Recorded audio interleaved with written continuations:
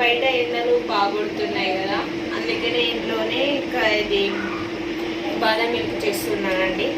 మనం ఫస్ట్ వచ్చి custard powder తీసుకోవాలి 2 స్పూన్లు. ఫస్ట్ పాలనే గిన్నెలో పోసుకోవాలండి. పోసుకున్నాక కొన్ని గ్లాసులో పాలు తీసుకోవాలి. ఇందులో 2 స్పూన్లు పౌడర్ కలుపుకోవాలి. 2 స్పూన్ల పౌడర్ కలుపుకోవాలి. దీన్ని గడ్డలు కట్టకుండా ఇట్లా కలుపుతూ ఉండాలండి.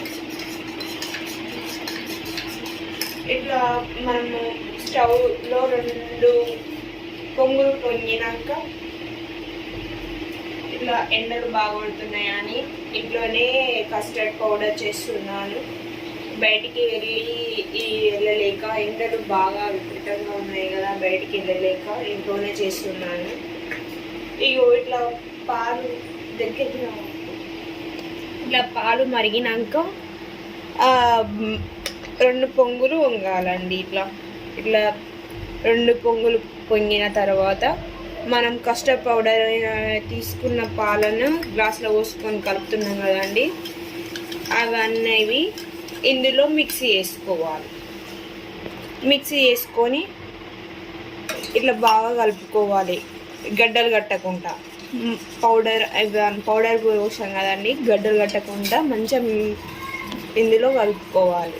ఇందులో 5 స్పూన్స్ దాకా షుగర్ వేసుకోవాలి.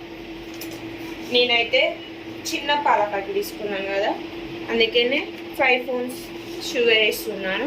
పెద్ద ప్యాకెట్ అయితే కప్ వేయాలి. 5 స్పూన్స్ షుగర్ వేసాను. బాగా కలుపుకోవాలండి. ఇట్లా గడ్డలు కట్టకుండా మంచిగా నురుగు వస్తుంది. మంచిగా గడ్డలు కట్టకుండా ఇట్లా కలుపుకోవాలండి. కలుపుకొని సిమ్లో పెట్టుకొని కలుపుకోండి ఇట్లా ఉండడానికి. ఎందుకంటే మనం గడ్డలు కట్టకుండా మళ్ళీ మనం ఫ్రిడ్జ్లో పెట్టుకుంటాం కదా, అందుకే మాడిపోకుండా ఇలా పెట్టుకొని సిమ్లో పెట్టుకొని కలుపుకోవాలండి. ఒక 5 ఇట్లా కలుపుకున్న తర్వాత ఆఫ్ చేసుకున్న తర్వాత ఒక గిన్నెలో తీసుకోవాలండి. చల్లారినాక ఇలా 5 మినిట్స్ చల్లారిన తర్వాత ఇట్లా ఒక బౌల్ ఇట్లా తీసుకొని